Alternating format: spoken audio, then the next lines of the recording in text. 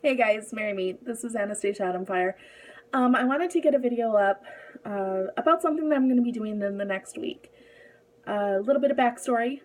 Every once in a while I get behind in videos that I subscribe to on other channels, and I kind of take a few days and catch up. This happened last week. I was playing catch up. And one of the channels I subscribe to and absolutely love is a channel called Baubo Savvy. It's done by, it's two women, amazing women, Inanna and Shakti. They are just crazy insightful, very wise, and the way they approach things is kind of taking all this turbulence that everyone experiences, but finding the kinship with each other and trying kind of being there for each other and finding the humor and just kind of what we can find through this life experience through having that friendship and connection with each other. And I really like that, and I think that's amazing. So a few weeks ago, if not months ago, I think it might be months, they, yeah, it was months because it was before Yule. Sorry, it takes me a minute. Or maybe right after. Anyway, they did a video about the modern goddess. It was actually a part 1 and a part 2, so 2 videos. The first video, part 1, I was taken aback by. I completely resonated with it. I loved it. It was something that hit me over the head. And I really wanted to work with that video. They talked about how goddesses that we work with, and I think it could also apply to gods as well.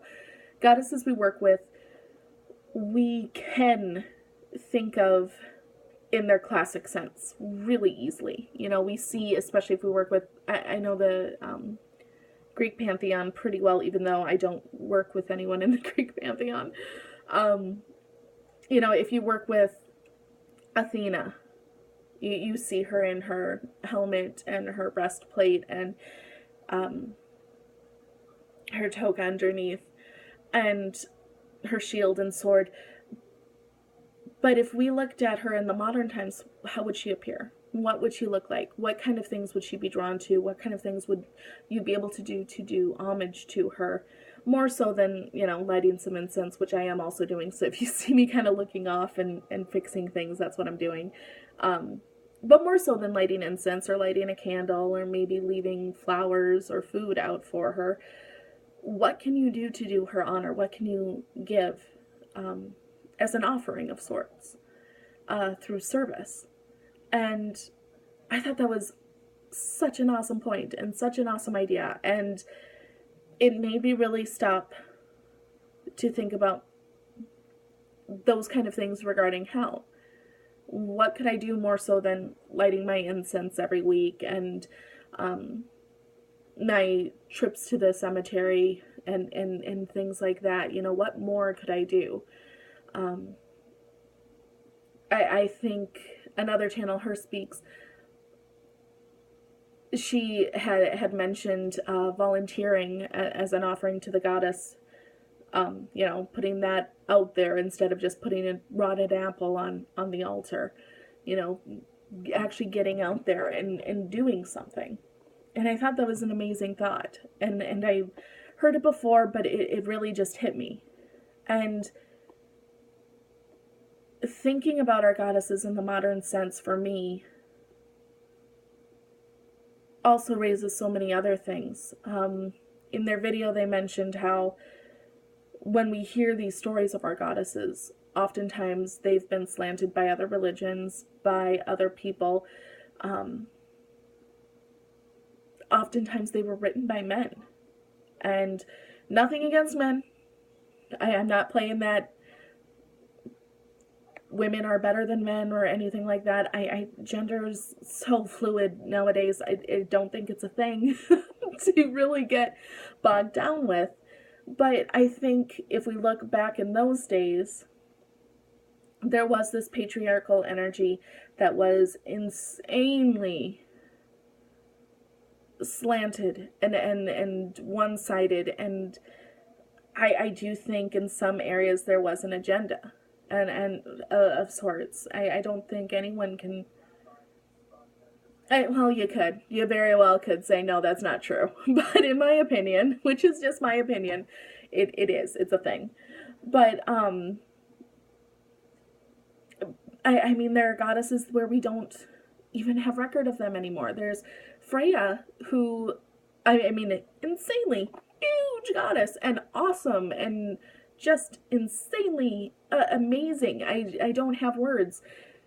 We don't even know, Freyr is her brother, and Freyr is the title of the Lord. Freya is actually a title for the lady.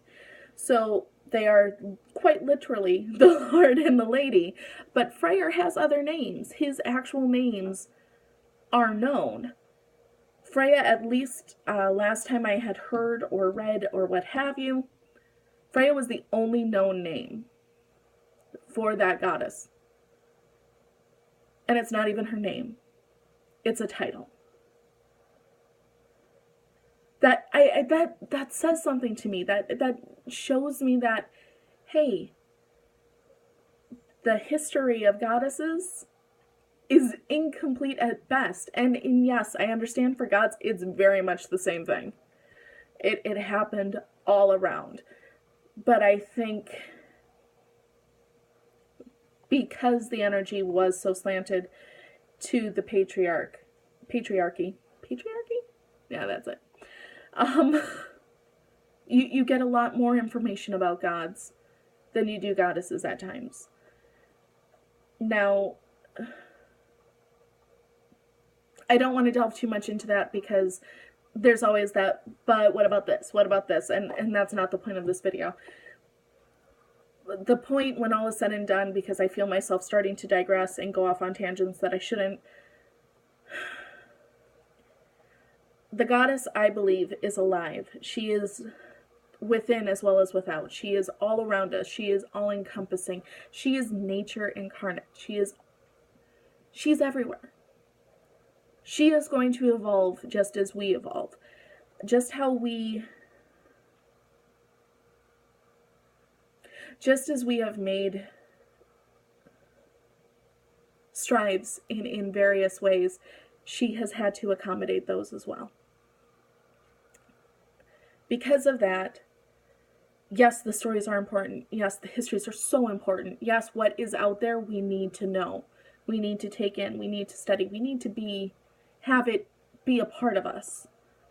But we also need to continue learning and growing with her. And to do that, I think it's an amazing exercise or experiment or meditation or what have you, however you want to approach it or whatever terminology you want to put with it. It's an amazing experience, I think, or an amazing opportunity to work with her in her modern form. How is she in this time? What does she look like in this day and age? If she were to walk the earth, what would she dress in? How would she look? What establishments would she frequent? If she were to have a job, what would it be? What could we do? Where could we go? Sorry, I'm tending to the incense. What could we do? Where could we go that would bring honor to her? It's an opportunity to go outside the box. It's an opportunity to relate to her even more because you bring her into your age. She no longer is kind of this, and I don't mean to insinuate she ever is, because although I look at Hell very much in the terms of her stories and how she has been presented to me, but also how I have come to know her, there is still this distance at times. There is still this, well, you're this, and I put restraints and confines on her, and that's not kosher. That's not a thing. It shouldn't be a thing. It should be open and exploratory and this mutual understanding between both of us. And I think this is a great way to open up and kind of look in and see what it's about. For hell especially, what is written about her is a lot of fear. It's a lot of dark. It's a lot of crown. And, well, yes, I admit I do love that aspect of her, because it does force me to look at some shadows that I have to deal with. Especially my fear of death. There's more to her. It's almost like when people write about hell, and I understand this is going off on a tangent, but I do want to say this. Hell is born half in light, half in dark. She is half maiden, half crone. Half maiden, half skeletal in my world.